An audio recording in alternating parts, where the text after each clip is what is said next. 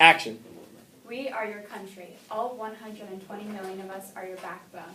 We feed you and your family every day. However, why is it that we still are manipulated and exploited by the landowners and government? Why is it that we do so much and get so little in return? Our goals as socialist revolutionaries consist of the elimination of the division of classes, the focus on the agricultural economy, and our freedom from the exploiting government. These are the crucial steps towards modernizing Russia. We need change and reformation, which can only happen by starting at the foundation, us, to gain land and liberty. First, we will bring social equality by eliminating private property and granting all land to our class.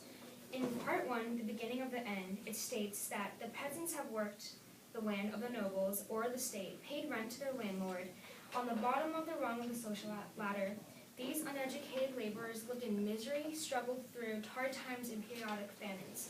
This is the terrible lifestyle of how most of us have lived for many years under the Tsar's rule. From the passage of Respect the Peasants, we believe that every one of us from the working class deserves land and liberty. It is time that the peasants receive their due.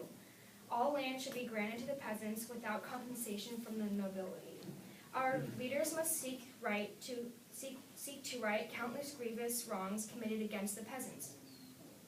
Only when our deserving working class receives land owed to us that we have toiled on will we have economic freedom that will allow social and economic equality.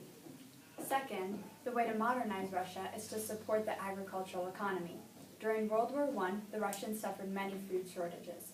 In the Russian Revolution overview, it states Russia's railroad system used to supply soldiers at the front had difficulty simultaneously bringing food from the countryside to the cities. Shortage of food was a major cause of the Russian Revolution. Famine spread across the people of Russia. To solve this problem, we need to focus on the economy of agriculture. According to a paragraph in Respect the Peasants, agriculture is the most important sector of our economy that will feed the factory workers in our cities. So, by supporting the working class, we can create a strong base to build up our economy rather than be dependent upon industrialization. Since we make up 80% of the population in Russia, our voices should be heard. To start off, a big cause of the revolution was Bloody Sunday. In the passage, the 1905 revolution, it states, 150,000 workers, their wives and children, peacefully marched to the Tsar's winter palace to bring a petition of economic grievances to him. Afterwards, troops of the Tsar fired at the peasants and killed many.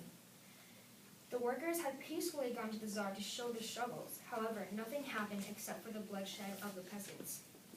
This would not be the case if the peasants had a position of power and could directly make the change and benefit the economical problems at the same time.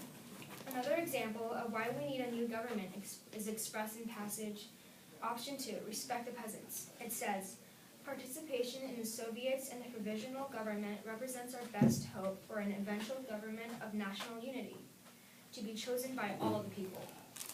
Therefore, only by having representatives from the peasants can there ever really be a significant change. Thank you.